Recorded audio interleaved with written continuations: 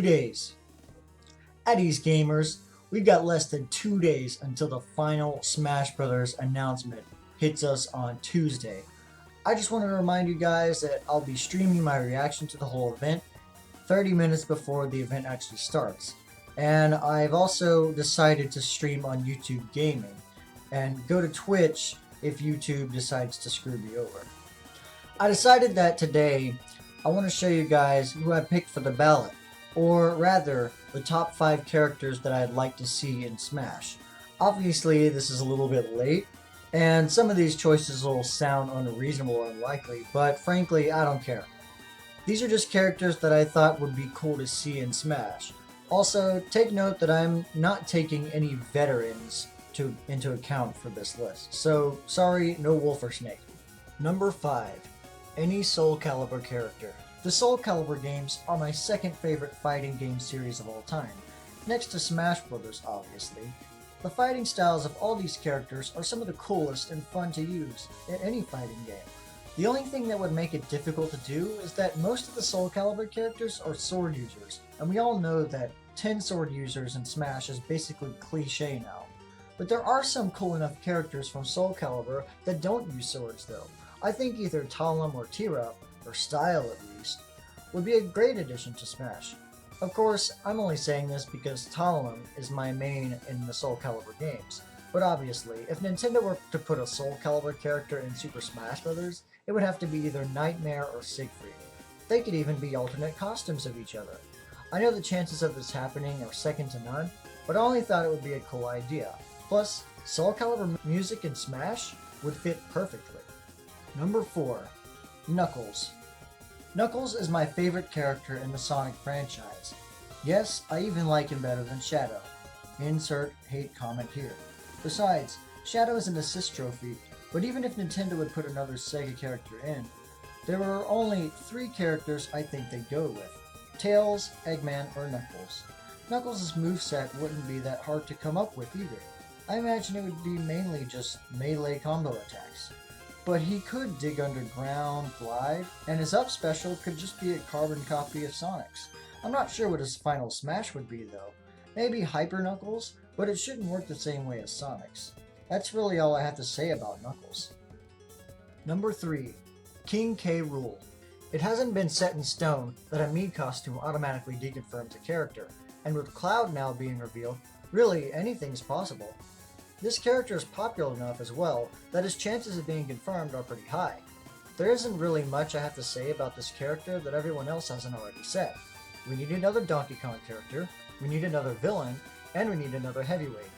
We know that you know what we need in Smash Bros. Sakurai. You can't keep it secret forever. Number 2. Inklings.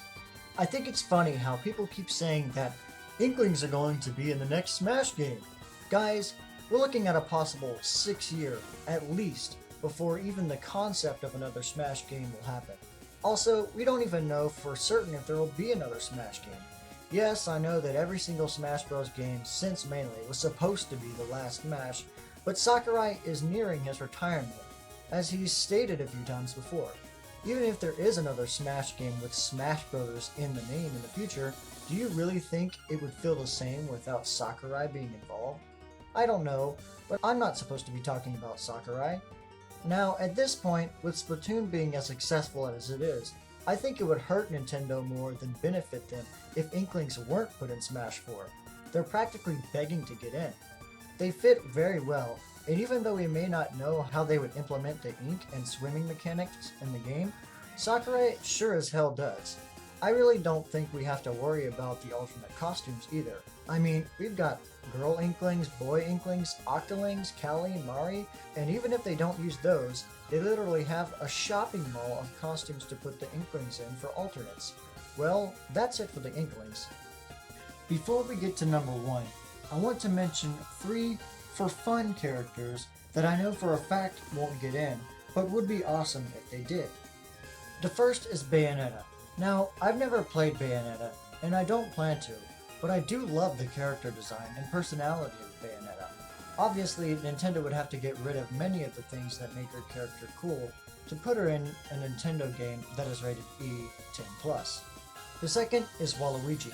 The Mario lineup of characters in Smash Bros. Doesn't really feel complete without the whole gang. I mean, you have Mario, Luigi, Wario, you might as well put Waluigi in. But obviously, since there's a Waluigi assist trophy in the game, that pretty much deconfirms him.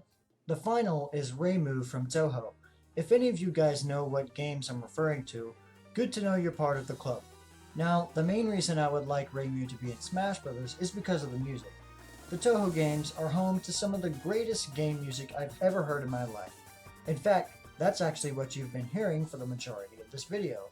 The reason this definitely won't happen is because the Touhou games are a very underground series of games and really only a few thousand people know about it. I guess you could call it a cult following. And now, the number one character I want in Smash Bros. Is Banjo and Kazooie. These two are my fourth favorite game characters of all time, only topped by characters who are already in Smash to begin with. Banjo and Kazooie being in Smash Bros. Has been a controversy stirred up ever since the end of Brawl's time. No one ever thought that Banjo and Kazooie would ever be considered for Smash Bros. After it was bought by Microsoft.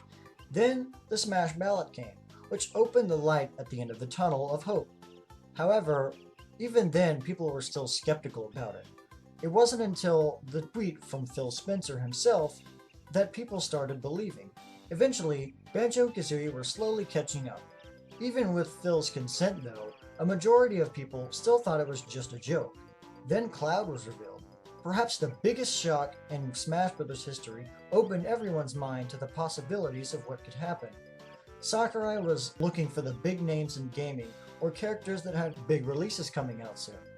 There's no question that Banjo is a huge name in the Nintendo 64 era, and still is.